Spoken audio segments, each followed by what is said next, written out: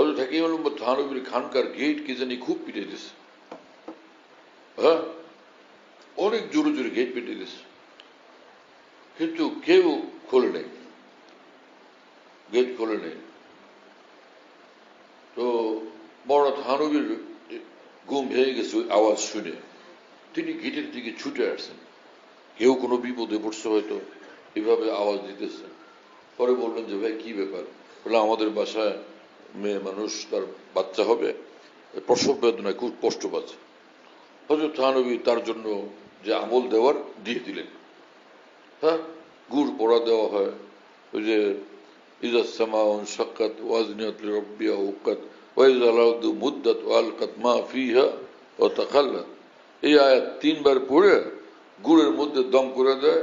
তো যার প্রসব বেদনা উনি ওই মুহূর্তে বারে বারে খান, খাইতে থাকেন, তো আল্লাহ পাক সহজ করে দেন। কি কথা বুঝতেছেন প্রিয় বন্ধুরা? এরকম আরেক আমল আছে যে সূরা আবাসার মধ্যে আছে, খলাকাহু ফাকাদ্দারাহু সুম্মা সাবিলা ইয়াসসারা। তো ওর শুরুতে হযরত থানবী লিখছেন বেহেশতে যাওয়ারে যে ইহয়ান ইশরাহিয়ান, তারপরে খলাকাহু ফাকাদ্দারাহু সুম্মা সাবিলা ইয়াসসারা আল্লাহুম্মা সাখিল আলাইহা বেলাদাতাহা, লিখে দাও, দিয়া তার সঙ্গে একটু বাঁধে দাও। এরপরে যখন